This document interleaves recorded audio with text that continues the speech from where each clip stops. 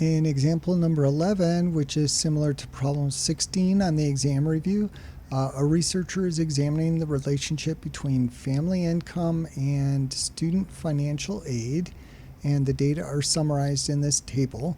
So we had seen this before in an earlier problem. We've got family income in thousands of dollars, and then financial aid in thousands of dollars. So we want to use the p-value method to test beta 1 equals 0 against beta 1 not equal 0. So that's asking us, is the slope of the regression line significant? And then the conclusion that they're asking for is, can you conclude that family income is useful in predicting financial aid? So it will be useful. Useful here means that the slope is not equal 0. So your beta 1 is not equal 0. That means it's useful. Because if your slope is equal 0 in the regression line, then the regression line will just be a constant. It's not predicting anything. We're going to use the alpha 1.10 level of significance and the TI-84. So first we compute our least squares regression line for predicting financial aid Y from family income X. So this is X and Y. And I've already entered that data into the calculator. So we've got the X values in list 1, the Y values in list 2. So remember, you want to first make sure that diagnostics are turned on. If you've done that once, you don't have to do it again. Then we're going to do stat, calc, and then option 4 or option 8. Make sure X list is list 1, Y list is list 2, press enter. So we get our slope is negative 0.0627. So A, negative 0.0627. And then our y-intercept, 22.8226.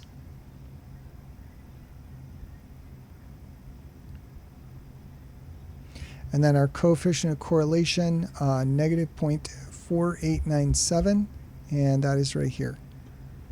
So our regression line will put these two together.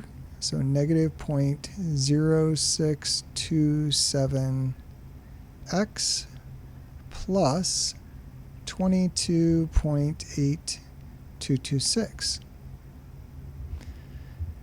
Now I want to compute our p-value, rounding to 4 decimal places.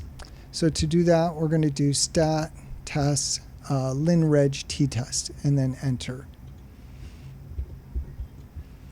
So stat, test, and then lin-reg t-test way down to the bottom here.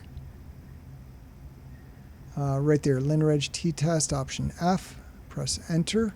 Make sure X list is list 1, Y list is list 2. Select the appropriate hypothesis. Now our alternative hypothesis is not equal 0. That's already highlighted. So we will highlight calculate and press enter. And it tells us a t-value and a p-value. So the t, negative 1.5888, which is right here. And then our p-value, 0.15077, so should be 0.1508 is our p-value.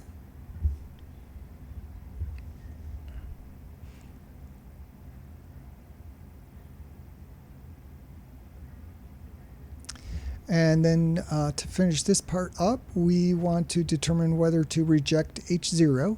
Well, our p-value here is 0.1507, and that is greater than 0.10, which is our alpha.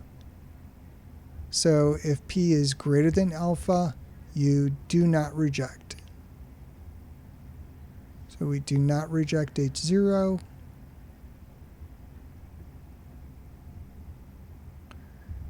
So that means our conclusion is that there is not enough evidence to conclude that family income is useful in predicting financial aid.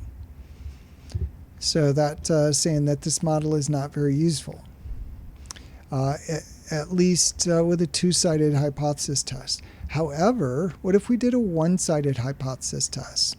So one-tailed. So beta 1 equals 0, and then since our R value is negative, why don't we test that against beta 1 less than 0? So is our slope negative? Can you conclude that family income is useful in predicting financial aid, in this case, with the same alpha? So we're still going to do that stat test Lin-Reg t-test, but now we're going to select beta 1 less than 0 as our alternative hypothesis. So we'll go back here again, stat, tests, and then Lin-Reg t-test, option F, enter, and then we need to change to less than 0. So that's the only change we need to make. Everything else is the same. So we'll highlight that, press enter, come down to calculate, enter again, and now our p-value is 0.07538, so 0.0754. So p is 0.0754. That is now less than 0.10. So if we're doing a left-tailed hypothesis test, we will now reject H0.